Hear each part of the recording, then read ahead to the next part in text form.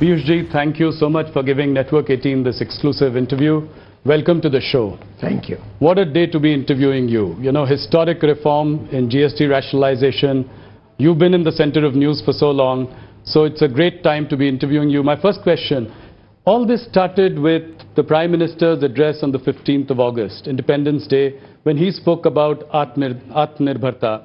He framed it in the context of Swadeshi, he framed it in the context of quality drive, and he also, so that is where it all started, and it has led to this. He gave a hint to us on that day that big reforms are coming. So here it is, your first reactions on this GST rationalization. And I'd like to compliment Prime Minister Modi for taking this bold decision. I see this as the most transformative step the nation has seen possibly in the last 50, 60 years. This is a journey that Prime Minister Narendra Modi started right in 2014. Back then, he spoke about making in India. He was conscious that ultimately we will have to become self-reliant. Atmanirbhar banna padega. He promoted Digital India, he promoted Startup India. Swachhata was at the core of his working. Yes. He started the concept of trusting the people of India. Remember, one of the first decisions was you don't need to notarize a document. Right. It was crazy. A Xerox copy needed a notary and you spend money, go and sit before and plead with somebody.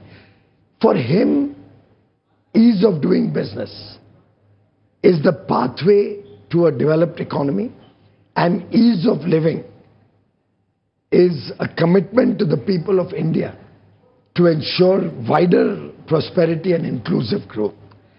And these decisions yesterday have happened over a sustained 11-year journey of taking a broken, fragile 5 economy to become the top 5 economy of the world, soon to become the third largest by 2027.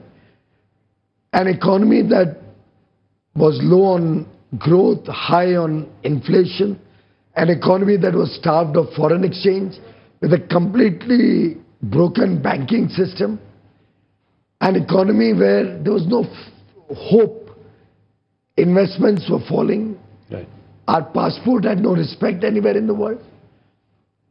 Inheriting that from the Congress, Prime Minister Modi, brick by brick, step by step, brought reforms, brought changes, showed that he trusted the people of India, focused on better quality of life for the poorest of the poor, through various initiatives, brought social security into their lives, got 25 crore people out of poverty, faced the crisis of COVID admirably, without letting the economy collapse as happened in many other developed nations. In fact, bouncing back so well that for 4 years now, we are the fastest growing large economy. Last quarter was 7.8% growth, yes, with only 1.55% inflation.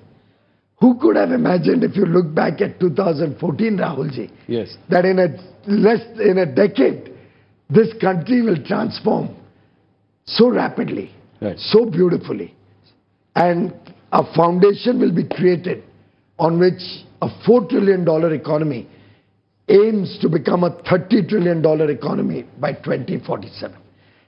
That, I think, is Prime Minister Narendra Modi's very astute handling of the economy, and these transformative steps that he had alluded to in his 15th August address, of course, is a labor of love. It's happened over many months of hard work. yes, The Finance Ministry, Nirmala ji, the groups of ministers from the states, absolutely, the groups of secretaries, all working, recognizing that now compensation cess will no more be required.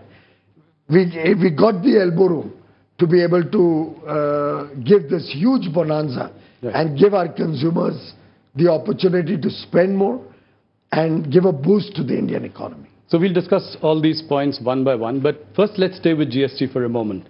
How do you think there was also, income tax cuts, for the bonanza for the middle class in the last budget, followed by now rationalization of GST, a long-standing demand. Like you said, it's taken months of, work on it. Are you sure that this is, how confident are you that this is going to spur demand, spur consumption, and also eventually investment? It's very logical, Rahulji. Take, for example, the reduction in cement from 28% to 18%. Yes. It suddenly brings down the cost of real estate and building a home. Prime Minister Modi has already provided a free home to 4 crore brothers and sisters, families in the country, another 2 crores more in the coming 4 or 5 years. A reduction in cement price also helps the middle class now get the ability to own an affordable home. When you reduce the price for tractors, tractor parts, all other farm equipment, you are helping the farmer modernize, helping him improve his productivity. Right.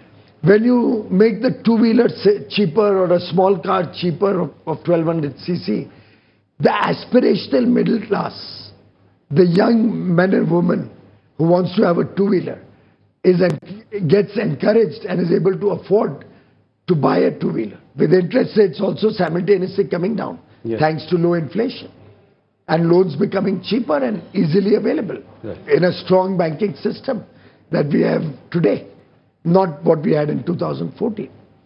When the housewife goes out into the market, almost every product of daily use, all food products, all processed goods, foods, all material that is required for her kitchen, foodstuffs, utensils, everything will see a transformational reduction in prices.